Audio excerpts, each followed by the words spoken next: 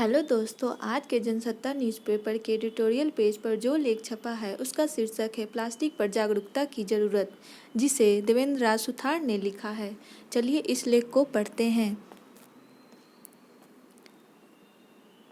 केंद्र सरकार अगले साल तक भारत को एकल उपयोग प्लास्टिक से मुक्त करना चाहती है। इस संदर्भ में पर्यावरण मंत्रालय ने प्लास्टिक कचरा प्रबंधन नियम जारी किए हैं। उसमें कहा गया कि 1 जुलाई 2022 से पॉलीस्टाइरीन और एक्सपेंडेड पॉलीस्टाइरीन के साथ एकल उपयोग वाले प्लास्टिक का उत्पादन, आयात, भंडारण, वितरण, बिक्री और उपयोग वर्जित होगा। अब प्लास्टिक बैग की मोटाई 50 माइक्रोन से बढ़ाकर 75 माइक्रोन कर दी गई है। ये नियम 30 सितंबर से 2 चरणों में लागू किए जाएंगे। 40 माइक्रोमीटर या उससे कम मोटाई के प्लास्टिक को एकल उपयोग प्लास्टिक कहते हैं, यानी इन्हें एक बार उपयोग करके फेंक दिया जाता है। जैसे सब्जी के पैकेट, चाय के प्लास्टिक कप, चाट गोलगप्पे वाली प्लास्टिक प्लेट, पानी की बोतल, स्ट्रॉ आदि एकल उपयोग प्लास्टिक है।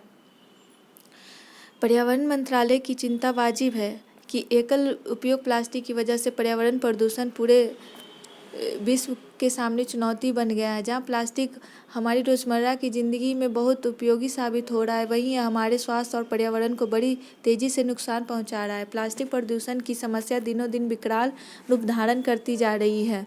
भारत में प्लास्टिक कचरे के निस्तारण की व्यवस्था भी नहीं है। स्थिति यह है कि भारत में सड़क से लेकर नाली, सीवर और घरों के आसपास प्लास्टिक कचरा हर जगह नजर आता है। एक अनुमान के मुताबिक भारत में हर साल 56 लाख टन प्लास्टिक कचरा पैदा होता है। 60% प्लास्टिक कचरे को दुनिया के महासागरों में फेंक दिया जाता है।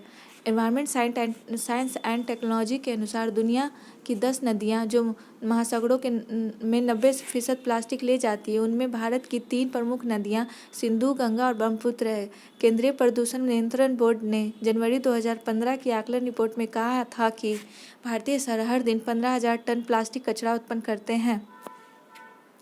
प्लास्टिक किसी अन्य तत्व या जैविक चीज़ों की तरह पर्यावरण में घुलता नहीं, बल्कि सैकड़ों साल तक वैसे ही बना रहता है। साथ ही जिस जगह पर पड़ा रहता है उस जगह को अपने रसायनों से जहरीला भी बनाता जाता है। जिस मिट्टी में यह प्लास्टिक जाता है उसे बंजर बना देता है।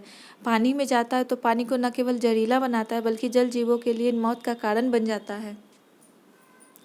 बीते 50 वर्षों में हमने जितना उपयोग प्लास्टिक का बढ़ाया है, किसी अन्य चीज़ों को इतनी तेज़ी से नहीं बढ़ाया। 1960 में दुनिया में 50 लाख टन प्लास्टिक बनाया जा रहा था। आज ये बढ़कर 300 करोड़ के पार हो चुका है, यानी हर व्यक्ति के लिए करीब आधा किलो प्लास्टिक हर वर्ष बन रहा है। हर साल करीबन 10.4 करोड़ टन प्लास्टिक कचरा समुद्र में मिल जाता है। 2050 तक समुद्र में मछली से ज़्यादा प्लास्टिक के टुकड़े होने का अनुमान है। प्लास्टिक के मलबे से समुद्री जीव बुरी तरह प्रभावित हो रहे हैं। कछुओं की दम घुटने से मौत हो रही है और व्हेल इसके जहर का शिकार हो रही है। प्लास्टिक ने भारत में 60 के दशक में प्रवेश किया था। इसको लेकर आज एक अजीबोगरीब विवाद खड़ा हो गया है। पर्यावरणविदों का कहना है कि यह पारिस्थितिक तंत्र के लिए खतरनाक है, लेकिन इसके पैरोकारों का दावा है कि यह पर्यावरण के अनुकूल है, क्योंकि यह लकड़ी और कागज का सबसे अच्छा विकल्प है। दरअसल प्लास्टिक अपने उत्पादन से लेकर उपयोग तक सभी चरणों में पर्यावरण और पूरे पारिस्थितिक तंत्र के लिए खतरनाक है। इसके अलावा यह भी एक महत्वपूर्ण तथ्य है कि इसका उत्पादन ज़्यादातर लघु क्षेत्र के उद्योगों में किया जाता है, जहाँ गुणवत्ता मानदंडों का पालन नहीं किया जाता। वैज्ञानिकों द्वारा प्रमाणित किया गया है कि प्लास्टिक के सामान के उपयोग में 90% कैंसर की संभावना होती है। WWF का लक्ष्य 2030 तक स्ट्रॉ और पॉलीथीन बैग जैसी सिर्फ एक बार उपयोग की जाने वाली प्लास्टिक की वस्तुओं का इस्तेमाल बंद करना है। प्लास्टिक कचरे में सबसे ज़्यादा मात्रा एकल उपयोग प्लास्टिक की ही होती है। अध्ययनों से पता चला है कि बोतल बंद पानी में भी प्लास्टिक के सूक्ष्म कण मौजूद होते हैं। कनाडाई वैज्ञानिकों द्वारा माइक्रोप्लास्टिक कणों पर किए गए विश्लेषण चौंकाने वाले नतीजे मिले हैं। विश्लेषण में पता चला है कि एक वयस्क व्यक्ति प्रतिवर्ष लगभग 52,000 माइक्रोप्लास्टिक कण केवल पानी और भोजन के साथ निगल रहा है। इसमें अगर वायु प्रदूषण को भी मिला दें तो हर साल करीब 1,21,000 माइक्रोप्लास्टिक कण भोजन, पानी और सांस के जरिए एक वयस्क व्यक्ति के शरीर में जा रहे हैं। हर साल उत्पादित होने वाले कुल प्लास्टिक में से महज 20% पुनः चक्रित हो पाता है। 39% जमीन के अंदर दबाकर नष्ट किया जाता है और 15% जला दिया जाता है। पूरी दुनिया में हर मिनट पेयजल की 10 लाख प्लास्टिक बोतलें खरीदी जाती हैं। बोतल बंद पानी का पारिस्थितिक तंत्र का 1400 गुना और जल स्रोतों पर 3500 गुना अधिक बुरा प्रभाव पड़ता है। बोतल बंद पानी को बनाने की प्रक्रिया में प्रति वर्ष करीब 1.43 प्रजातियां धरती को खत्म हो रही है और जैव विविधता का नुकसान पहुंचा रहा है। 1 लीटर बोतल बंद पानी के लिए 1.6 लीटर पानी लगता है। इसमें भरा जाने वाला अधिकांश जल संसाधित भूजल होता है, जिससे जलवायु स्तर घट रहा है।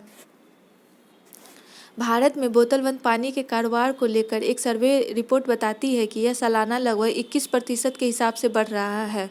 2019 के आंकड़े गवाह हैं कि 160 अरब रुपए का कारोबार 2023 तक बढ़कर 460 अरब तक का पहुंचने वाला है। इसका प्रत्यक्ष संबंध पर्यावरण से जुड़ा है। दुनिया भर में प्रचलित बोतल बंद पानी प्लास्टिक कचरे में बढ़ोतरी का मुख्य कारण है। जहां देश के संपन्न लोग बोतल बंद पानी पर अवलंबित होते जा रहे हैं, वहीं निर्धन जनता बूंद बूंद पानी को तरस रही है। प्लास्टिक के जलने से उत्सर्जित होने वाली कार्बन डाइऑक्साइड की मात्रा 2030 तक 3 गुना हो जाएगी, जिससे हृदय रोग के मामले में तेजी से वृद्धि होने की आशंका है। बीते साल इटली यूरोप का ऐसा पहला देश बन गया है जहां ऐसे प्लास्टिक को पूरी तरह पाबंदी कर लगा दी गई है, जो कुदरती तौर पर अपने आप पूरी तरह से नष्ट नहीं होता। चीन, दक्षिण कोरिया, केन्या, उगांडा, ताइवान और बांग्लादेश समेत कई देशों में मुख्यतः पतले प्लास्टिक बैग के इस्तेमाल पर प्रतिबंध है। देखा गया है कि प्लास्टिक के बैग नालियों को जाम कर देते हैं और कई बार बाढ़ का सबब बनते हैं। चूँकि भारत में कुल प्लास्टिक कचरे का 70% शहरी क्षेत्रों में होता है, इसलिए शहरी स्थानीय निकायों को पुनः उपयोग योग्य और गैर पुनः उपयोग योग्य श्रेणी में इकट्ठा करने और विभाजित करने के लिए विशाल श्रम की आवश्यकता है। हमें समझना होगा कि पर्यावरण जैसे साझी विरासत की रक्षा करना हम सबकी नैतिक जिम्मेदारी है। प्लास्टिक को केवल कानून बनाकर और जुर्माना लगाकर नहीं रोका जा सकता, बल्कि हमें इसके नुकसान को लेकर जन जागृति लाने की आवश्यकता है। जब आम जन में यह समझ विकसित होगी कि प्लास्टिक जैसा पदार्थ बेजुबान पशुओं की मौत से लेकर भूमि की उर्वरता क्षमता को नष्ट करने वाला सबसे बड़ा कारक है, तो इसको लेकर लोग जरूर सचेत होंगे। इसे सुनने के लिए बहुत बहुत धन्यवाद।